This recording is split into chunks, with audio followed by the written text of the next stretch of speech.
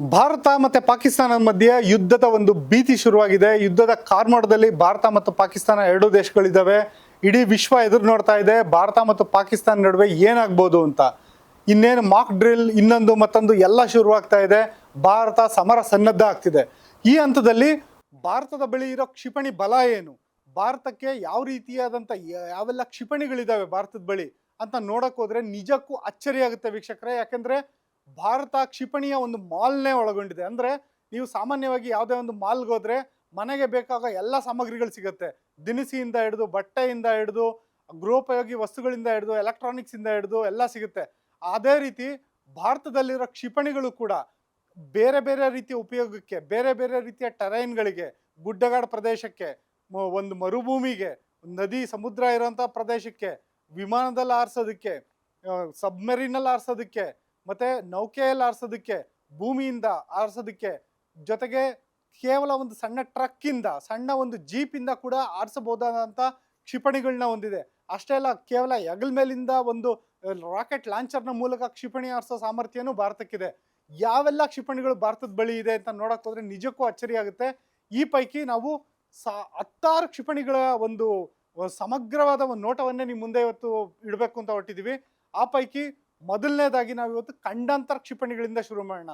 ICBM ಅಂತಾರೆ, ಅಂದ್ರೆ inter continental ballistic missile ಅಂತ. ಇಂಟರ್ ಕಾಂಟಿನೆಂಟಲ್ ಬ್ಯಾಲಿಸ್ಟಿಕ್ ಮಿಸೈಲ್ಗಳ ಪೈಕಿ ಭಾರತದ ಬಳಿ ಇರೋ ಇಂಟರ್ ಕಾಂಟಿನೆಂಟಲ್ ಬ್ಯಾಲಿಸ್ಟಿಕ್ ಮಿಸೈಲ್ಗಳು ಯಾವುದು?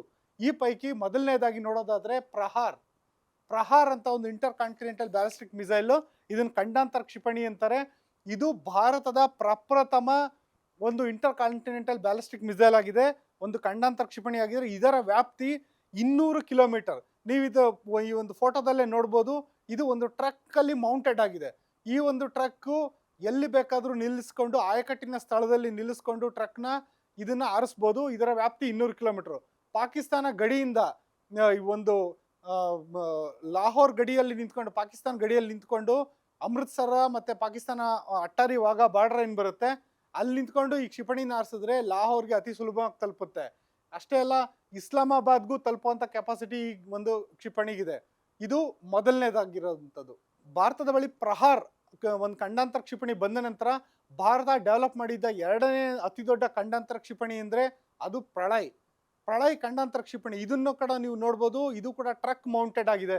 ಇದು ಒಂದು ಸೇನಾ ವಾಹನದಲ್ಲಿ ಇಟ್ಕೊಂಡು, ಟ್ರಕ್ನಲ್ಲಿ ಇಟ್ಕೊಂಡು ಇದನ್ನ ಎಲ್ಲಿಂದ ಬೇಕಾದ್ರೂ ಉಡಾಯಿಸ್ಬೋದು. ಇದರ ಸಾಮರ್ಥ್ಯ 500 ಕಿಲೋಮೀಟರ್. ಅಂದ್ರೆ ನೀವು ಹಿಂದೆ ನೋಡಿದ್ರಿ ಪ್ರಹಾರ್ ಕ್ಷಿಪಣಿ, ಅದು 200 ಕಿಲೋಮೀಟರ್ ಸಾಮರ್ಥ್ಯ ಹೊಂದಿತ್ತು. ಇದು 500 ಕಿಲೋಮೀಟರ್ ಸಾಮರ್ಥ್ಯ ಹೊಂದಿರುವಂತ ಕ್ಷಿಪಣಿ. ಪಾಕಿಸ್ತಾನದ ಯಾವುದೇ ಭಾಗವನ್ನ ಬೇಕಾದ್ರೂ ತಲುಪುವಂತ ಸಾಮರ್ಥ್ಯ ಈ ಒಂದು ಪ್ರಹಾರ್ ಕ್ಷಿಪಣಿಗಿದೆ. ಇನ್ನು ಮೂರನೇದಾಗಿ ಪೃಥ್ವಿ.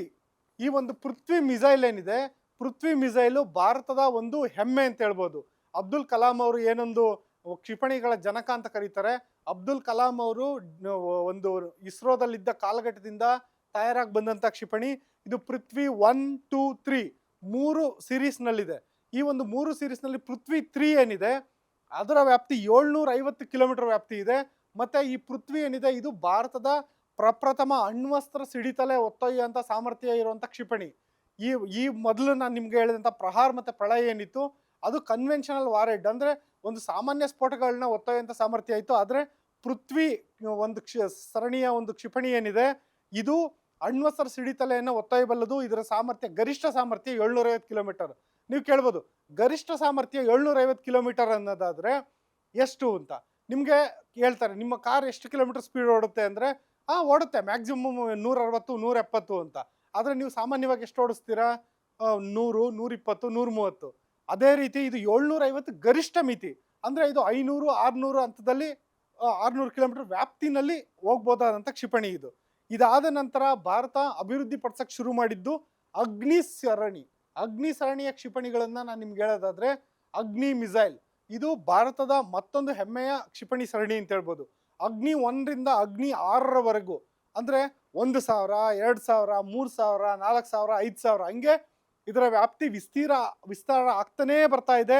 ಈಗ ಇದರ ಅಗ್ನಿ ಪ್ರೈಮ್ ಏನಿದೆ ಇದರ ಒಂದು ಸಾಮರ್ಥ್ಯ ಇರೋದು 8000 ಕಿಲೋಮೀಟರ್ ವ್ಯಾಪ್ತಿನಲ್ಲಿ, ಆ ರೇಡಿಯಸ್ನಲ್ಲಿ, ಆ ಒಂದು ವ್ಯಾಸದಲ್ಲಿ ಈ ಒಂದು ಕ್ಷಿಪಣಿ ಹಾರಬಲ್ಲದು. ಅಂದ್ರೆ ಚೀನಾದ ಬೀಜಿಂಗ್ ರಾಜಧಾನಿ ಬೀಜಿಂಗ್ ವರೆಗೂ ಕೂಡ ಈ ಕ್ಷಿಪಣಿ ತಲುಪಬಲ್ಲದು. ಇದು ಕೂಡ ಅಣ್ವಸ್ತ್ರ ಸಿಡಿತಲೆ ಒತ್ತೊಯ್ಯುವಂತ ಸಾಮರ್ಥ್ಯ ಇರುವಂತ ಕ್ಷಿಪಣಿ. ಇದು ಅತಿ ಮುಖ್ಯವಾಗಿರೋದು. ಇದಾದ ನಂತರ ವೀಕ್ಷಕರೇ ಮತ್ತೊಂದು ಮಹತ್ವದ್ದು ಕೆ ಸಿರೀಸ್. ಕೆ ಅಂದ್ರೆ ಯಾರು? ಕಲಾಂ, ಭಾರತದ ಕ್ಷಿಪಣಿ ಪಿತಾಮಹ, ಮಾಜಿ ರಾಷ್ಟ್ರಪತಿ ಹೆಮ್ಮೆಯ ಕಲಾಂ ಅವರು. ಕಲಾಂ ಅವ್ರ ಹೆಸರಲ್ಲೇ ಕೆ ಸಿರೀಸ್ ಅನ್ನೋ ಕ್ಷಿಪಣಿ ಶುರುವಾಗಿದೆ. ಈ ಒಂದು ಕ್ಷಿಪಣಿ K6, K5, K4 ಎಲ್ಲ ಹಂತವಾಗಿ ಬಂದು ಈಗ K15ಗೆ ಬಂದು ನಿಂತ್ಕೊಂಡಿದೆ. ಇದರ ಸಾಮರ್ಥ್ಯ ಕೂಡ 8,000 ಕಿಲೋಮೀಟರ್ ವ್ಯಾಪ್ತಿ ಹೊಂದಿದೆ ಅಂತ ಹೇಳ್ತಾರೆ. ಆದರೆ 16,000 ಕಿಲೋಮೀಟರ್ ದೂರ ಹಾರಬಲ್ಲ ಕೆ ಸಿರೀಸ್ ಕ್ಷಿಪಣಿಗಳು ಕೂಡ ಭಾರತ ಅಭಿವೃದ್ಧಿ ಪಡಿಸ್ತಾ ಇದೆ. ಈಗಾಗಲೇ ಅಭಿವೃದ್ಧಿ ಆಗಿರ್ಬೋದು, ಆದರೆ ಅದನ್ನ ಸೇನೆ ಇದುವರೆಗೂ ಅಧಿಕೃತವಾಗಿ ಹೇಳಿಲ್ಲ, ಮತ್ತೆ ಅದು ಸೇನೆಗೆ ಇಂಡಕ್ಟ್ ಆಗಿಲ್ಲ, ಅಂದ್ರೆ ಸೇನೆಗೆ ಸೇರ್ಪಡೆ ಆಗಿಲ್ಲ. ಇದು ಇವೆಲ್ಲದನ್ನು ಯಾವೊಂದು ಪ್ರಹಾರ್, ಪ್ರಳಯ್, ಪೃಥ್ವಿ, ಅಗ್ನಿ ಮತ್ತೆ ಕೆ ಸಿರೀಸ್ ಇವೆಲ್ಲ ಖಂಡಾಂತರ ಕ್ಷಿಪಣಿಗಳು ವೀಕ್ಷಕರೇ. ಈಗ ನೀವು ನೋಡ್ತಿರೋ ಸ್ಕ್ರೀನ್ ಅಲ್ಲಿ ಇದು ಬ್ರಹ್ಮೋಸ್ ಕ್ಷಿಪಣಿ. ಇದು ಕ್ರೂಸ್ ಕ್ಷಿಪಣಿ. ಅಂದ್ರೆ ಕ್ರೂಸ್ ಕ್ಷಿಪಣಿ ಅಂದ್ರೆ ಏನು? ಇದು ಒಂದು ಸ್ಯಾಟಲೈಟ್ ಅಲ್ಲಿ ಒಂದು ಲೊಕೇಶನ್ ನ ಫಿಕ್ಸ್ ಮಾಡಿರ್ತಾರೆ. ಆ ಲೊಕೇಶನ್ ಮೂವ್ಮೆಂಟ್ ಅಲ್ಲಿ ಇರ್ಬೋದು ಅಥವಾ ಒಂದು ನಿಗದಿತ ಸ್ಥಳ ಇರ್ಬೋದು. ಆ ಸ್ಥಳನ ಲಾಕ್ ಮಾಡಿ ಅದಕ್ಕೆ ಹೊಡಿ ಅಂತ ಕಳಿಸ್ಕೊಡೋದು. ಇದನ್ನ ಒಂಥರ ಹೇಳೋದು ಅಂದ್ರೆ ದಕ್ಷಿಣ ಭಾರತದ ಕಡೆ ಹೇಳ್ತಾರೆ ಬೆರ್ಸಾಡ್ಕೊಂಡು ಹೊಡೆಯೋದು ಅಂತ. ಅಂದ್ರೆ ಎಲ್ಲಿದ್ದಾರನೋ ಅಲ್ಲಿ ಹೋಗಿ ಹುಡಿಕೊಂಡು ಹೊಡೆಯೋದು. ಇದು ಗೈಡೆಡ್ ಮಿಸೈಲ್ ಅಂತ ಕರೀತಾರೆ. ಈ ಕ್ಷಿಪಣಿಯ ಸಾಮರ್ಥ್ಯ, ಇದು ಬ್ರಹ್ಮೋಸ್, ಇದು ರಷ್ಯಾ ಜೊತೆಗಿನ ಕೊಲಾಬ್ರೇಷನ್ ಜೊತೆಗೆ ನಿರ್ಮಿಸಿರೋಂಥ ಕ್ಷಿಪಣಿ ಇದು. ಈ ಒಂದು ಕ್ರೂಸ್ ಮಿಸೈಲ್ ಏನಿದೆ ಇದರದ ಗರಿಷ್ಠ ಸಾಮರ್ಥ್ಯ 1,000 ಕಿಲೋಮೀಟರ್ ವರ್ಗೂನು ಇದು ಹೋಗಿ ಆರಬಲ್ಲದು. ಇದು ಕೂಡ ಅಣ್ವಸ್ತ್ರ ಸಿಡಿತಲೆ ಒತ್ತೊಯ್ಯುವಂಥ ಸಾಮರ್ಥ್ಯ ಹೊಂದಿದೆ ಬ್ರಹ್ಮೋಸ್ ಕ್ಷಿಪಣಿ. ಇದು ಭಾರತದ ಹೆಮ್ಮೆಯ ಕ್ಷಿಪಣಿ. ಇತ್ತೀಚೆಗೆ ತಾನೇ ಒಂದು 6-8 ತಿಂಗಳಿಂದ ಪಾಕಿಸ್ತಾನದೊಳಗಡೆ ಅಚಾನಕ್ಕಾಗಿ ಒಂದು ತಾಂತ್ರಿಕ ದೋಷದಿಂದ ಈ ಕ್ಷಿಪಣಿ ಹೊಟ್ಟೋಗ್ಬಿಟ್ಟಿತ್ತು. ಅದರಲ್ಲಿ ಯಾವುದೇ ಸ್ಫೋಟಕ ಇರಲಿಲ್ಲ. ಕ್ಷಿಪಣಿ ಹೋಗಿ ಪಾಕಿಸ್ತಾನದಲ್ಲಿ ಒಂದು 3 ಕಡೆ ಒಂದು ರೌಂಡ್ ಹಾಕಿ ವಾಪಸ್ ಬಂದು ಎಲ್ಲ ಒಂದು ಕಡೆ ಬಿದ್ದಿತ್ತು. ಈ ಕ್ಷಿಪಣಿ ಸಾಮರ್ಥ್ಯ ಏನು ಅಂದರೆ ಇದು ನ್ಯೂಕ್ಲಿಯರ್ ಒಂದು ಮಿಸೈಲ್ನ ಒತ್ತೊಯ್ಯುವಂಥ ಸಾಮರ್ಥ್ಯ ಇದೆ. ಅಣ್ವಸ್ತ್ರ ಸಾಮರ್ಥ್ಯ ಹೊಂದಿರುವಂಥ ಕ್ಷಿಪಣಿ ಇದಾಗಿದೆ. ಮತ್ತು ಇನ್ನೊಂದು ಇದೇ ರೀತಿಯ ಕ್ರೂಸ್ ಮಿಸೈಲ್ ಪೈಕಿ ಹೇಳೋದಾದರೆ ನಿರ್ಭಯ ಮಿಸೈಲ್ ಇದ್ರ ಗರಿಷ್ಠ ಸಾಮರ್ಥ್ಯ 500 ಕಿಲೋಮೀಟರ್ ವ್ಯಾಪ್ತಿ. ಇದು ಭಾರತನೇ ಇಂಡಿಜಿನಿಯಸ್ ಆಗಿ ಅಂದರೆ ದೇಶೀಯವಾಗಿ ತಯಾರಿಸಿರುವಂಥ ಕ್ಷಿಪಣಿ. ಇದು ಕೂಡ ಅಣ್ವಸ್ತ್ರ ಸಿಡಿತಲೆ ಒತ್ತೊಯ್ಯುವಂಥ ಕೆಪಾಸಿಟಿ ಇರೋ ಕ್ಷಿಪಣಿ ಇದು. ಇದುವರೆಗೂ ನಾವು ಖಂಡಾಂತರ ಕ್ಷಿಪಣಿ ಬಗ್ಗೆ ನೋಡಿದ್ವಿ, ಕ್ರೂಸ್ ಮಿಸೈಲ್ಗಳ ಬಗ್ಗೆ ನೋಡಿದ್ವಿ. ಇನ್ನೊಂದು ಇದೆ ಅಂತ, ಅದು ಟ್ಯಾಕ್ಟಿಕಲ್ ಮಿಸೈಲ್ ಅಂತ ಕರೀತಾರೆ.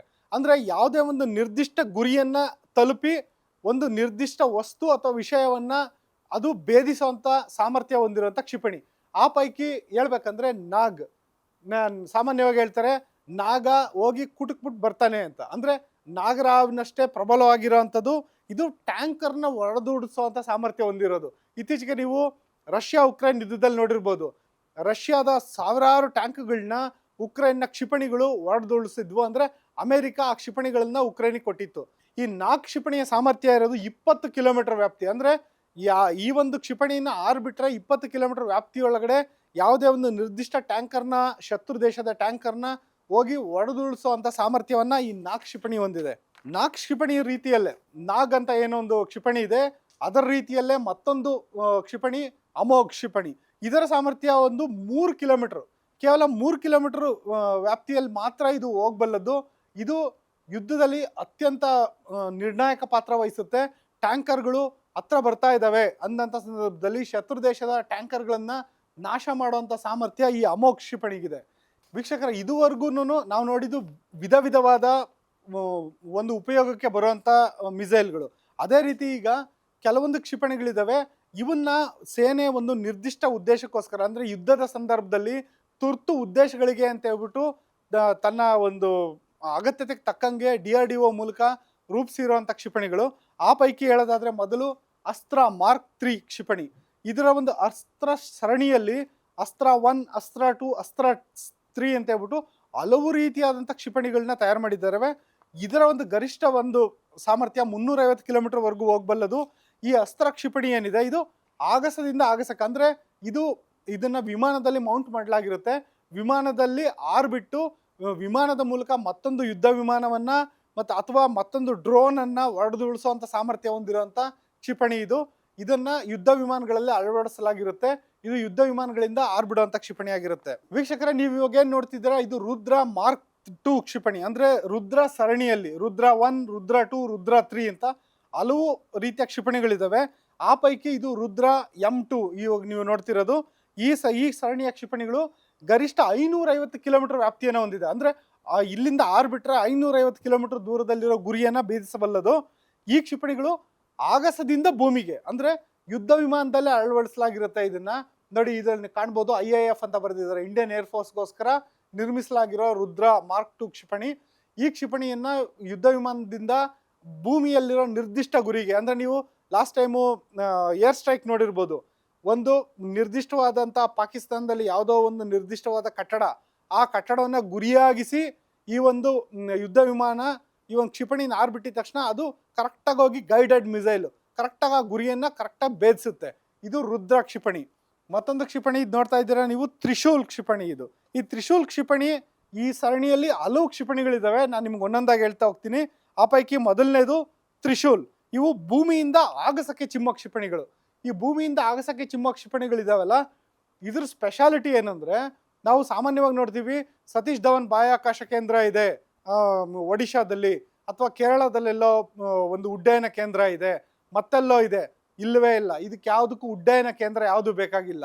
ಕೇವಲ ಒಂದು ಟ್ರಕ್ ಮೂಲಕ, ಕೇವಲ ಒಂದು ಜೀಪ್ ಮೂಲಕ, ಅಥವಾ ಇದನ್ನ ನೀವು ಯಾವುದೇ ಒಂದು ಸಣ್ಣ ಉಪಕರಣದೊಂದಿಗೆ ಯಾವುದೋ ಒಂದು ಜಮೀನಿನಲ್ಲಿ ತುರ್ತು ಸಂದರ್ಭಗಳಲ್ಲಿ ಕೂಡ ಉಡಾಯಿಸಬಲ್ಲಂತ ಸಾಮರ್ಥ್ಯ ಹೊಂದಿರೋ ಕ್ಷಿಪಣಿ.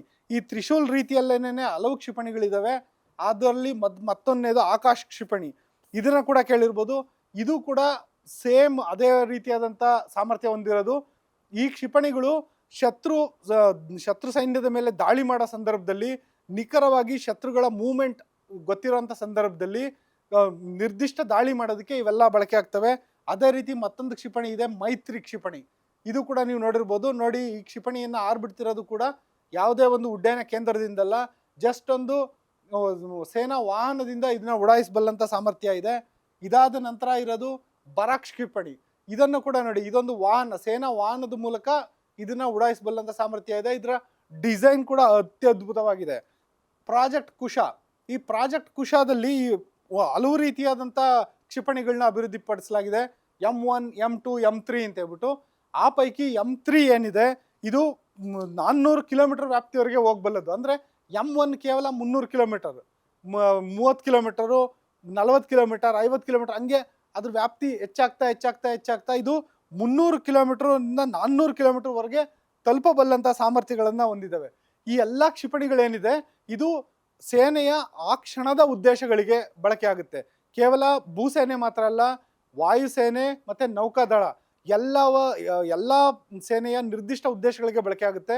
ನಾವು ಈಗಾಗಲೇ ನೋಡಿರ್ಬೋದು, ಪಾಕಿಸ್ತಾನ ಏನೊಂದು ಭಾರತದ ಮೇಲೆ ಉರಿ ಅಟ್ಯಾಕ್ ಮಾಡಿದಾಗ ಭಾರತ ಸರ್ಜಿಕಲ್ ಸ್ಟ್ರೈಕ್ ಮಾಡ್ತು. ಅಂದರೆ ಭಾರತ ಸೈನಿಕರನ್ನ ಕಳಿಸಿ POK ಒಳಗಡೆ ಇರೋ ಇವ್ರನ್ನ ಭಯೋತ್ಪಾದಕರನ್ನ ಹೊಡೆದುಳಿಸಿತ್ತು. ಅದೇ ನೆಕ್ಸ್ಟ್ ಇದು ಅಟ್ಯಾಕ್ ಮಾಡಿದಾಗ, ಸೈನಿಕರ ಮೇಲೆ ಅಟ್ಯಾಕ್ ಮಾಡಿದಾಗ ಭಾರತ ಏನು ಮಾಡ್ತು, ಬಾಲಾಕೋಟ್ ಸ್ಟ್ರೈಕ್ ಮಾಡ್ತು. ಆ ಬಾಲಾಕೋಟ್ ಸ್ಟ್ರೈಕ್ ಪಾಕಿಸ್ತಾನ ಗಡಿಯೊಳಗಡೆ ಭಾರತದ ಯುದ್ಧ ವಿಮಾನಗಳು ನುಗ್ಗಿ ಮಾಡಿದ್ವು. ಈ ಸತಿ ಏನು ಮಾಡುತ್ತೆ, ಪಾಕಿಸ್ತಾನದ ಗಡಿ ದಾಟಿ ಬಾಲಾಕೋಟ್ ಒಳಗಡೆ ಯಾವ ರೀತಿ ವಾಯುಸೇನೆ ಹೊಡಿತೋ, 3ನೇ ದಾಳಿ ಇದು ಪಹಲ್ಗಾಮ್ ದಾಳಿ ವೇಳೆ ಏನು ಮಾಡುತ್ತೆ ಭಾರತ, ಈ ಸತಿ ನೌಕಾದಳನ ಉಪಯೋಗಿಸ್ಕೊಳುತ್ತಾ, ನೌಕಾದಳಗಳು ಮಿಸೈಲ್ನ ಬಳಸ್ಕೊಳುತ್ತಾ. ಮಿಸೈಲ್ಗಳು ನಿಜಕ್ಕೂ ಭಾರತದ ಶಕ್ತಿ. ಭಾರತ ತಾನಿರೋ ಕಡೆಯಿಂದನೇ, ಯಾಕೆಂದರೆ ಇಲ್ಲಿವರೆಗೂ ಭಾರತ ನುಗ್ಗಿ ಹೊಡೆದಿತ್ತು. ಆದರೆ ಭಾರತ ಈಗ ನುಗ್ಗಿ ಹೊಡೆಯೋ ಅಗತ್ಯ ಇಲ್ಲ. ಮಿಸೈಲ್ಗಳನ್ನು ಬಳಸಿಕೊಂಡು ಭಾರತ ತಾನಿರೋ ನೆಲದಿಂದನೇ ಶತ್ರು ದೇಶದಲ್ಲಿ ನಡುಕ ಹುಟ್ಟಿಸ್ಬೋದು. ಆ ರೀತಿ ಸಾಮರ್ಥ್ಯವನ್ನು ಭಾರತಕ್ಕೆ ತಂದುಕೊಟ್ಟಿರೋದು ಈ ಮಿಸೈಲ್ಗಳು. ಈ ಮಿಸೈಲ್ಗಳ ಒಂದು ಸಾಮರ್ಥ್ಯ ಭಾರತಕ್ಕೆ ಬರೋದಕ್ಕೆ ಕಾರಣ ಆಗಿರೋದು ಅಬ್ದುಲ್ ಕಲಾಂ ಅವರು. ಈ ಕ್ಷಣದಲ್ಲಿ ಭಾರತೀಯರು ಅಬ್ದುಲ್ ಕಲಾಂ ಅವ್ರನ್ನ ಸ್ಮರಿಸಬೇಕಾಗಿದೆ ವೀಕ್ಷಕರೇ. ಗ್ಯಾರಂಟಿ ನ್ಯೂಸ್, ಸುದ್ದಿ ಖಚಿತ, ನ್ಯಾಯ ನಿಶ್ಚಿತ.